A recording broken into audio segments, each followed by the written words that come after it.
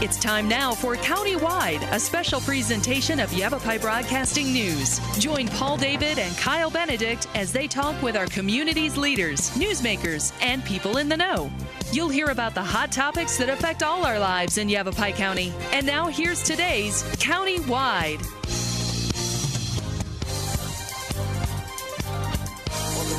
I'm Paul David. As always, great to have you in studio today. We're sitting down with Ken Zoll, Executive Director of the Verde Valley Archaeology Center. We've been sitting here talking before camera, and you got a whole bunch of stuff that's been happening out there for you guys. Yeah, we're very busy. Leaps and bounds, leaps and bounds. We're going to jump right into the show. Number to keep handy, 567-0066. We'll be mentioning this. Also, verdevalleyarchaeology.org is a good place to go for more information. The reason we had Ken come in is because they have a meteorite exhibit starting on March 1st, and it's going to run to the end of August. And last time you were in studio, middle of 2014, towards the end of 2014, we were talking about meteorites. Right. And so those are going to be on display, and we're going to find out all about the exhibit, which I guess that's what we're going to talk about first this morning. Is go ahead and tell us about this exhibit. Well, sure. Some people might say, well, you're an archaeology group. What does that have to do with meteorites? Well, it turns out that meteorites were known by Native American cultures going many, many, many years, thousands of years back. And what piqued our interest was that we discovered through a very obscure little article that there was a meteorite found in a ruin in Camp Verde in 1915. And this relic hunter found it. He thought he had discovered a child's grave. He was all excited because he dug into this ruin, and there was a like a schist limestone cavern that was constructed, and in it he found this cloth. It was actually a turkey feather blanket cloth, and he thought it was a child's burial. And he picked it up, barely picked it up, and turns out that it was a 135-pound meteorite wrapped within this feather blanket. Wow. And so he took the blanket and the meteorite back to his Indian relic shop back in Phoenix in 1915. And 1935, Dr. Harvey Nininger, who was a meteorite collector, actually ended up living and building a museum in Sedona on meteorites, heard about it in 1935 and offered to buy it, but he wanted to be taken to the location. So he came with the founder to the ruin in Camp Verde. It's about 9 miles east of Camp Verde, and we have a picture of him standing right in the hole where it was found. That meteorite he then bought for $75, and he kept it all these years, and it eventually ended up in his museum, the Meteorite Museum in Sedona, from 1953 to 1960.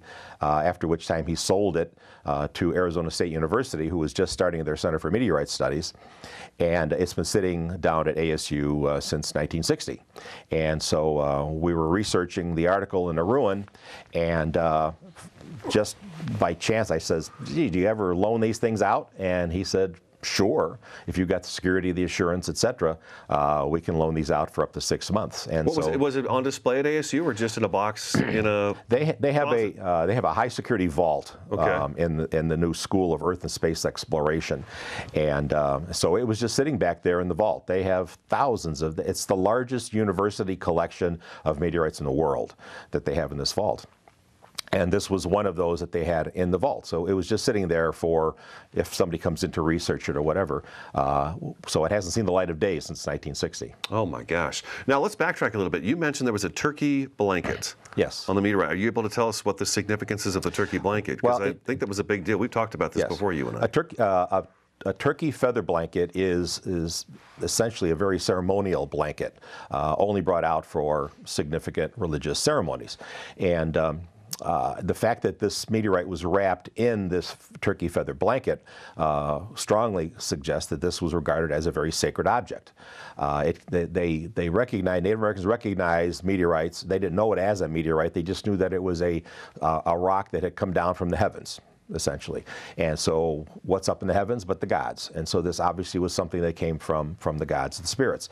And so so they recognized that as something sacred, and different cultures all over the United States worked with them differently, but recognized them as something sacred. So in this case, they wrapped it in a turkey feather blanket and did basically, we think, did a ceremonial burial in this little schist, because there are 2 or 3 other places of the Sinawa or similar cultures that they took meteorites, wrapped them in sometimes what they call mummy cloths, and then buried them in these quote-unquote tombs.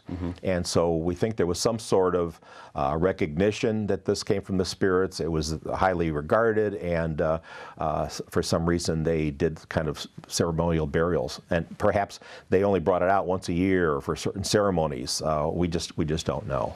Do we think they saw it come out of the sky, or do you think they stumbled upon it? Well, this particular one is actually part of the Canyon Diablo meteor that created Meteor Crater east of Flagstone. Okay. It's exactly of this. It's indistinguishable in its mineralogical analysis from it. That's amazing. So a chunk of it, when it hit, all the way down here. Right. It's wow, the big debate. The big debate over this particular one is: was this a piece that fell and was up there east of Flagstaff, and they carried a 135-pound meteorite almost 100 miles down here, or, as Dr. Garvey, with the professor with Meteorite Center, believes that it was a large chunk that broke off as this 300,000-ton meteorite was descending into the Earth, and it broke off and ended up landing nearby in Camp Verde.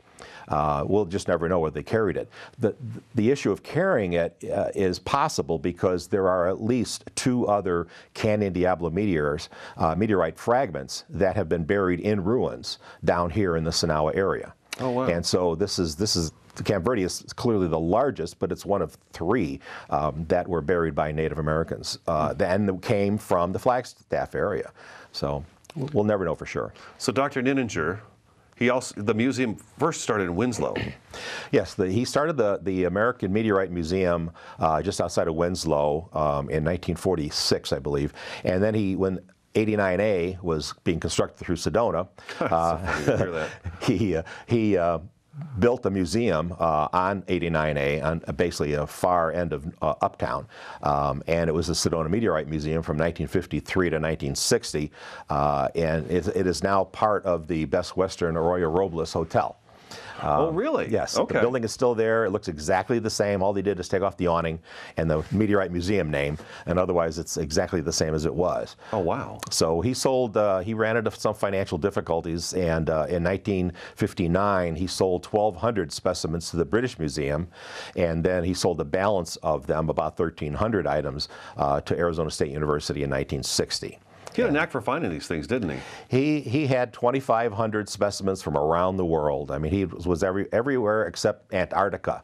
I mean, otherwise he had a specimen from something. He didn't find them all. Sometimes, like you said, the Cottonwood one he purchased, or the Camp Verde meteorite he purchased. The Camp Verde meteorite he purchased. The Cottonwood one he stumbled upon, but he did go out actively searching for meteorites, and he found one at Fossil Springs, for example, what's now the Wilderness area, just running around hiking. And so he did a lot running around himself, but he also would go around the world and buy these, bring them back. Let's take our first break, okay? Ken Zoll, Executive Director of the Verde Valley Archaeology Center, in studio today. Phone number 567-0066, verdevalleyarchaeology.org for more information. Their exhibit opens March 1st, runs to the end of August, county-wide. Back in just a couple minutes.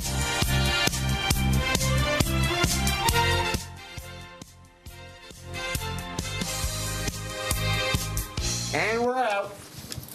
You got plans? You bet.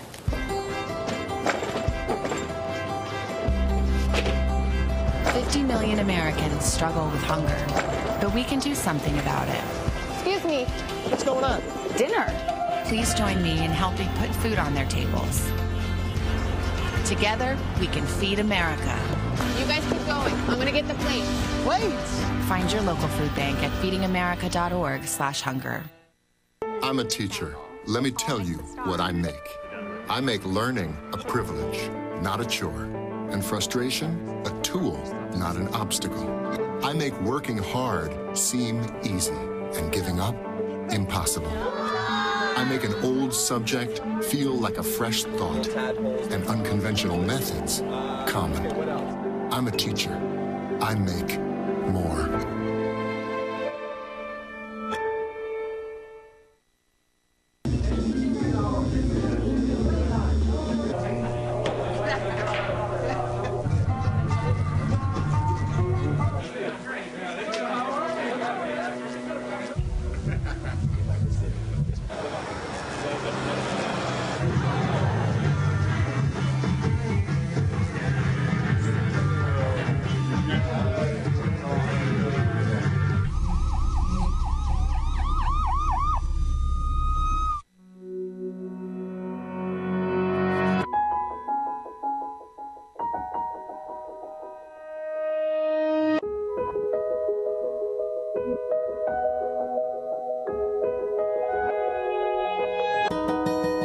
For those dealing with the daily struggles of caring for a loved one, we hear you.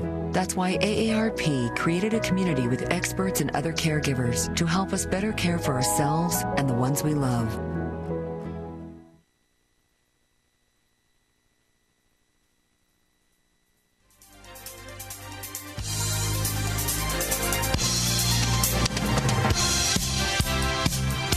Welcome back to Countywide. Ken Zoll in studio today, Executive Director of the Verde Valley Archaeology Center in Camp Verde. March 1st to the end of August. Is it the first exhibit you're ever going to have there? It's the first exhibit from an outside institution that we're bringing in. Okay, okay. And then VerdeValleyArchaeology.org for more information, or 567-0066. We talked about the, one other thing before we jump back into the talking here. March 4th is your first Wednesday night. You're going to just start doing Wednesday nights, the first Wednesday night of each month? Yes, the first Wednesday night of every month. We're going to be open from 5 p.m. to 8 p.m. So those of us that work all day long have got a chance to come in and see this. Right, at least one day a week. We'll see how that goes. If it's very popular, we'll maybe open every Wednesday night or something. We'll play it by ear. We'll respond to the public. Okay, alrighty, sounds good. We talked about the Camp Verde meteorite. Yes. There's a Cottonwood meteorite, and Dr. Nininger found this one as well. Right. While I was researching Dr. Nininger and all of the work that he had done, we came across the Cottonwood meteorite, and in his description, at least on the little card that was at the Sedona Museum, it said found in a pile of stone. And when you read one of his books, he said that he was driving from Sedona to Cottonwood and he saw these piles of stone along the road, and he remembered that sometimes Native Americans would make them shrines, and there might be a meteorite in it. So he jumped out of his car and started knocking down these piles looking for a meteorite. And so he couldn't find anything, but in his notes in the ASU file, it was handwritten. I found his diary, if you will, of this discovery. And he said after digging up through these piles and finding nothing, he was walking back to his truck and his toe kicked this heavy stone, and he looked down and lo and behold, there was the Cottonwood meteorite. Meteorites are named after the closest location. So Cottonwood at the time was the closest. Oh, I so didn't know that. Okay, that's interesting. Right. So like the Camp Verde meteorite is named after Camp Verde, Cottonwood is after because it was by Cottonwood. And so so it was not found in the pile, even though the note that was at the museum said found in a pile of stones. Talking to ASU and the people who knew Dr. Nininger, they said he had a habit of elaborating his stories and his finds. And so there's references in other books that said that this Cottonwood meteorite was found in an Native American shrine pile of stones. It was never done. It was never that way. He kicked it with his toe. He stubbed his toe on it. He stubbed his toe on it. But the legend has continued that it was found in a ruin. So since we're obviously in the Verde Valley, we're bringing the Camp Verde meteorite here, I thought it would be kind of cool to have the Cottonwood meteorite and explain the story. So we will have a meteorite from both ends of the Verde Valley on display. Awesome, awesome. But it's amazing that he saw these piles of rocks with the intent of finding a meteorite in those piles of rocks. It just wasn't there. It was next to them. Yeah, it was in the field. Now, was it one time in the pile and came out of it? Well, again, that's one of those things we would just never know. But at least we know from his handwritten notes that he stubbed his toe on it. He didn't actually dig it out of a pile. That's amazing. So before the show started, we were talking about, obviously, meteorites. And you said we should probably talk a little bit about meteorons. Oh, yeah. So what makes up a meteorite? What makes a meteorite a meteorite? Well, meteorites are primarily iron. There's three different types of meteorites, and most of them contain a high degree of iron. Most of them have high concentrations of nickel. Nickel is not an earth element, so it has to come from the outer atmosphere, from someplace else. And so the lowest concentration of nickel in a stone would be like 4% to clearly make it a meteorite. But there are some meteorites that have no nickel in it whatsoever, so it's not a hard and fast rule. But those are rather rare. Then obviously they're all magnetic because it has a high iron content. And so one day a gentleman came into the center and said, I've got this rocket. I found it. My friend found it near a ruin, and it's magnetic. I think it's a meteorite. And so he let us borrow it for a while, and I took it down to ASU, and they had this big accelerator thingamajig down there. And they zapped it, and in about 1/10 of a second, they came out with a chemical analysis that said it was almost 50-50 iron and chromium. And chromium is an earth element, so clearly it did not come from the outer worlds. And there's only 3 mines in all of North America that produces iron/chromium ore. Utah, Washington State, and Upper New York. And so this clearly came from one of those 3 places. Because it was near a ruin, it's possible that it was recognized as a high, heavy, shiny, because it had a chrome in it, artifact, and it clearly was worked. And we've asked him to loan it back to us to put on this display. So the fact that it's magnetic does not make a stone a meteor. There are naturally occurring magnetic stones that's called magnetites in the earth. And so, but unusual for it to be here.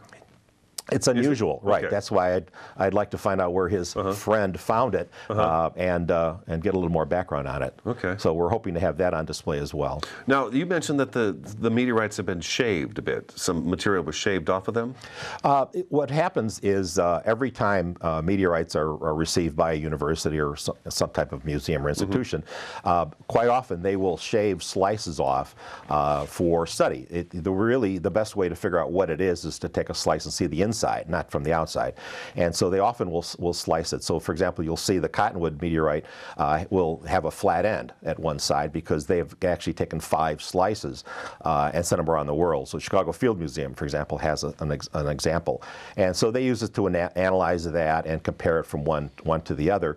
The Camp Verde likewise has had several slices cut off of it. And we will also have on display one of those slices so you can see the interior of the Camp Verde meteorite. Oh, neat. Okay. Yeah, rocks always look very interesting on the inside as opposed to the outside. Anybody who's taken a hammer as a kid and broken a rock can tell you that. So we've got these 2 awesome meteorites that are going to be there, the slice. What else will we be seeing at this exhibit? Well, primarily just we'll have hopefully the meteor wrong, as we call it. We'll have the Camp Verde meteorite with its slice. We'll have the Cottonwood meteorite there. We received a grant from the Arizona Humanities Council, and we will have a free 12-page exhibit guide for people to take home with them that'll explain meteorites and specifically how these were found. We're in opening of this exhibit, we were lucky enough to get Dr. Lawrence Garvey, who's a professor at Arizona State University and also one of the researchers of the Center for Meteorite Studies. And he's coming down on March 4th for a free talk at 7 p.m. In the Philip England Center for the Performing Arts behind the Camp Verde Elementary School. Okay. And it's totally free. We've been getting inquiries from astronomy clubs and mineralogy clubs. Can we come and talk or listen? And it is totally free, and anybody can just come in and listen to them. Okay. All right. Let's take our second break. 567-0066 for more information. VerdeValleyArchaeology.org. Stick around countywide. We'll be back in just a couple minutes.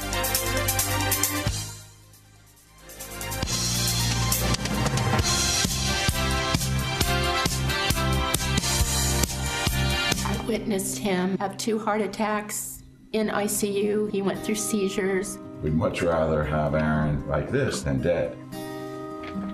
A lot of parents don't have that luxury. He can't talk. He can't walk. This is a condition Aaron will live with for the rest of his life because he abused prescription pills. Mind your meds. Learn more from the Partnership for Drug-Free Kids. So, I'm kind of new here, but I've noticed a trend. My human does this funny thing where she goes around and gets all my toys, and then she hides them in that basket by the door. But it's always the same basket, and it's always in the same place. And then she acts so surprised when I find them, but, she's putting them in the same basket. Again. It's like, hello? That's where you put it last time. You were the worst at hide and go seek.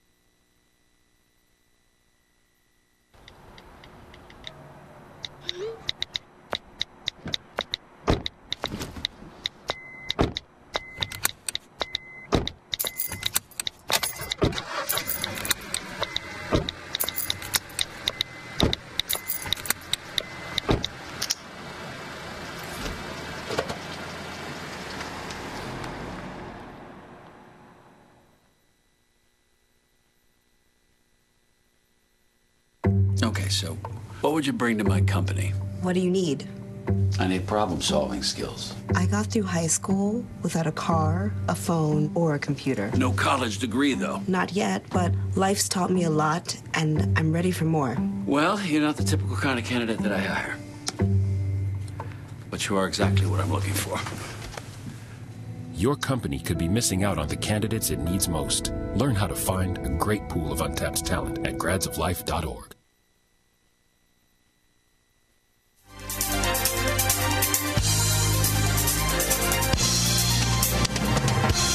Welcome back to Countywide. Real quick, a quick correction for you. On March 3rd, Dr. Garvey will be at the Philip England Center in Camp Verde to give the talk about meteorites, correct? Yes, on March the 3rd. March 3rd, okay. Now, you're working on getting I don't even know what to call it, but I want to say like an official museum archaeology center set up in Camp Verde. We talked a little bit about it last time. Yes. You talked about a building. You've got some pit houses that are actually going to be on site, possible education for excavation later on down the road. Where are we at with that whole project? Well, we're hoping to close on these 15 acres of property in Camp Verde during March. Okay. It's primarily a donation, but there's some purchase that we will have to obligate. And so we're hoping to close by the end of March. We've already acquired the services of an architect and a builder. We've had many discussions with them, and they're now designing what the building would look like, exterior view, interior view, space planning, etc. And we hope to have those drawings up and available during our archaeology fair, which is the last weekend of March. And if the closing is done by then, we'll actually pitch a tent on the property that people can come and see the big vacant property and get some idea just where the buildings might be. Kind of a layout so they can see it with their own eyes, walk it a little bit. Right, and it'll be a repository for artifacts, which will then allow us to retrieve artifacts from other museums from the Verde Valley. We can bring them back home, if you will. There'll be a large gallery museum. We'll have an auditorium, classrooms, library, etc. And as part of the pit house excavations that'll be there, we'll have a series of field schools that residents or members can participate in, over probably lasting the next 10 years, and then eventually turning that into an archaeological park. And we're working with University of Arizona School of Landscape Architecture, and they're going to be coming up probably next year, and with some graduate students and designing the archaeological park. Are you a little excited about all this? Yeah. It's like, well, let's get excited, but until we actually have the property, let's not get ahead of ourselves. Right. But you know, we're pretty confident that it's going to happen, and then we'll start a big capital campaign to raise the estimated $10 million to actually build the entire facility. I was going to ask you how much you needed for that. Okay. What about volunteers? You said that things are really rolling. When we were talking before the show, things are really moving forward with the Archaeology Center. So we have a fairly large number of volunteers that work in our laboratories on Thursdays and Fridays to analyze different collection items. And it seems like every time we turn around, there's 2 or 3 new faces in there. And we always welcome people who want to get involved with that. Because of the high growth of grasses this past year, we usually do field surveys, but the grasses are so tall, we're not doing any field surveys. So we usually need volunteers to walk the fields and help us find ruins and artifacts. But we need volunteer docents. We need people to help with the children's discovery area. There's a whole variety of things that we could use volunteers for. Volunteers have to be members because of the insurance coverages, etc. So people who would like to join, we're now up to 420 members, which is kind of amazing in just 4 years. Right. But we have a lot of volunteer opportunities to learn and get involved. I'm sure that'll grow more too. Okay, 567-0066 for more information. Again, Meteorite Exhibit runs March 1st to the end of August. Yes. And VerdeValleyArchaeology.org for more information. Ken, as always, thanks for coming in and telling us your stories. I love your stories. My pleasure. That's today's Countywide, and we'll talk to you again next time.